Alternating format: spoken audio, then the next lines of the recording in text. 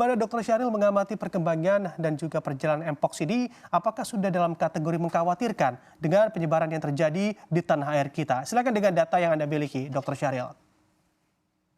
Ya, terima kasih.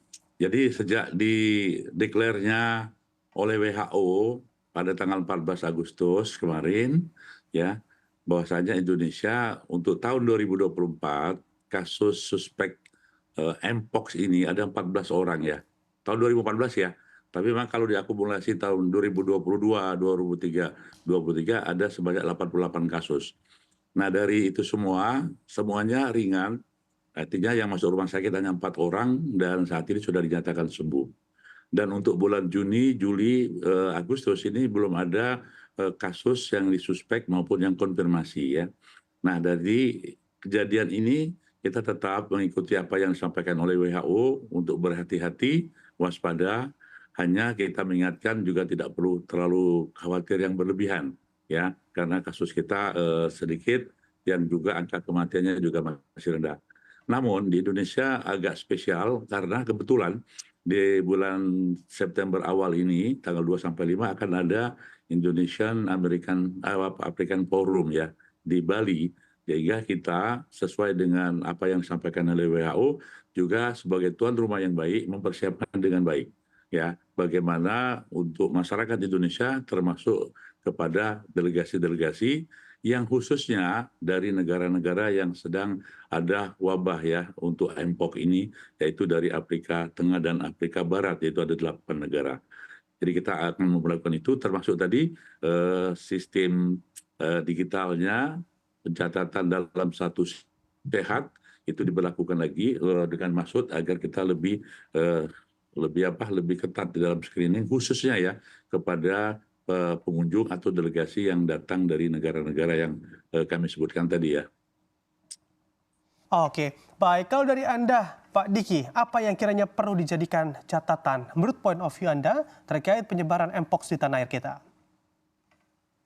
Ya, sekali lagi kita ketika melihat ya situasinya kan sekarang sudah dinyatakan sebagai kedaruratan kesehatan global, tentu artinya risikonya itu juga ada di Indonesia gitu karena kita sekali lagi tidak bisa mengisolasi diri dan kelompok yang disebut dengan kelompok berisiko pun ya ada di Indonesia ya antara lain lelaki suka lelaki, pembeli penjual seks yang saat ini menjadi kelompok yang berisiko tinggi ya untuk terdampak Mpox.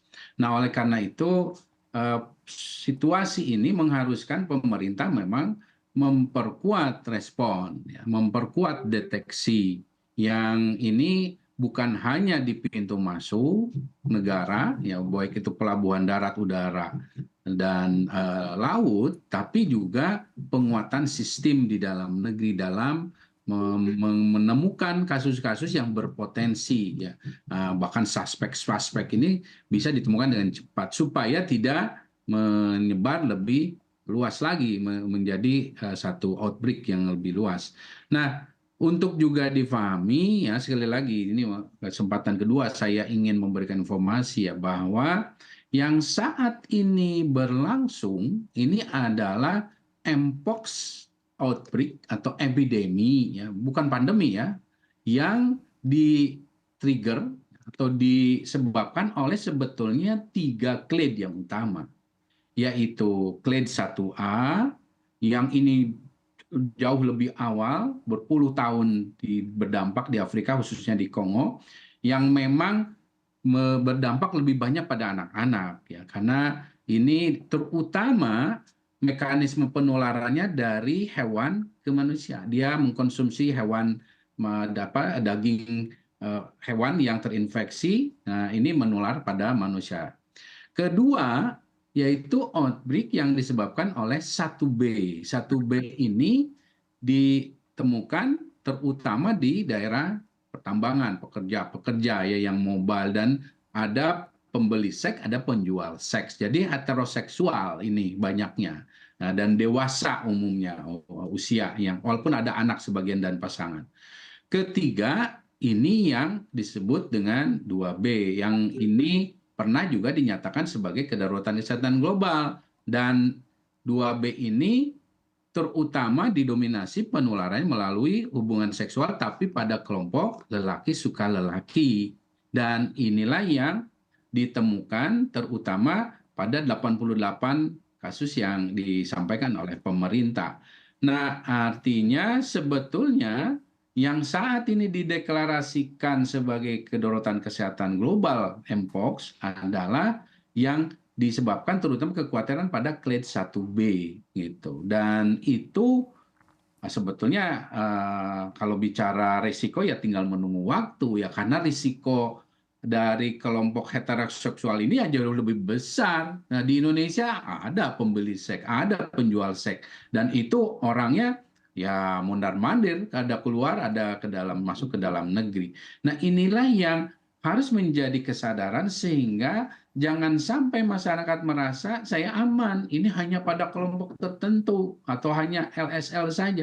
Ya tidak, apalagi bicara 1B ini. Nah, oleh karena itu penguatan responnya bukan hanya sekali lagi tentu pemerintah menjadi penanggung jawab utama, tapi di masyarakat khususnya karena ini menyangkut behavior ya, behavior seks ini kan sangat pribadi dan ini yang bisa mengendalikan masing-masing individu. Nah, ini yang harus ditekankan bahwa prinsip 5M efektif plus di segala aspek terutama di seks yang sehat dan aman gitu. Oke, baik. Mungkin Dr. Syahril dari Kemenkes mau menanggapi begitu ya, masukan-masukan dan juga kiranya poin-poin yang disampaikan oleh Pak Diki tadi. Silakan, Dr. Syahril. Ya, betul yang disampaikan Pak Diki. Dalam kesempatan ini justru kami ingin menyampaikan bahwa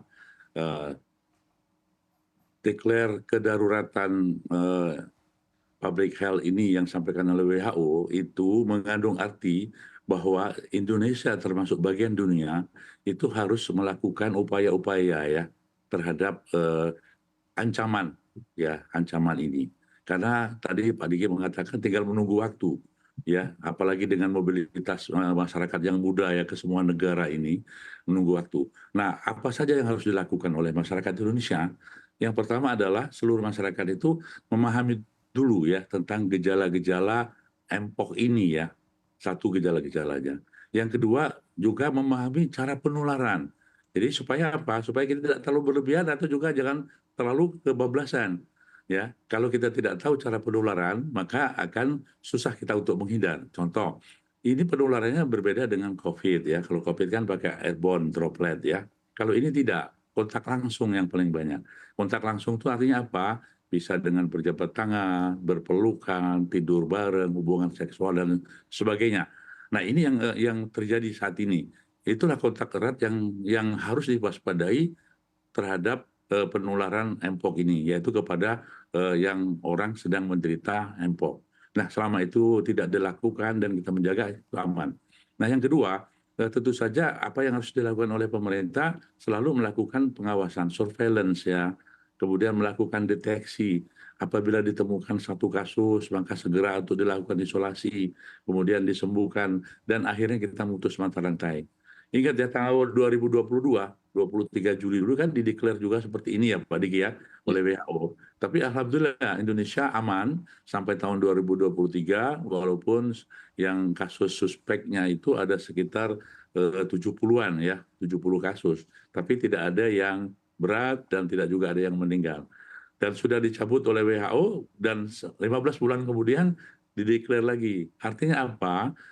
Kasus monkeypox ini akan bisa terjadi dan bisa meningkat kasusnya di beberapa negara. Nah, kenapa saat ini WHO mendeklar lagi? Karena terjadi kenaikan kasus di Afrika itu, di tempat dia endemis ya, Afrika Barat maupun Afrika Tengah, Kongo, Kenya, Nigeria, dan sebagainya, termasuk Uganda. Dan juga sudah ada yang ke Eropa dan terakhir ada di Thailand ya kemarin yang ditemukan. Nah, apapun jenisnya, apakah itu clade 1B, kemudian clade 2B, maka ini tetap menjadi bagian untuk kewaspadaan kita. Gitu, Pak.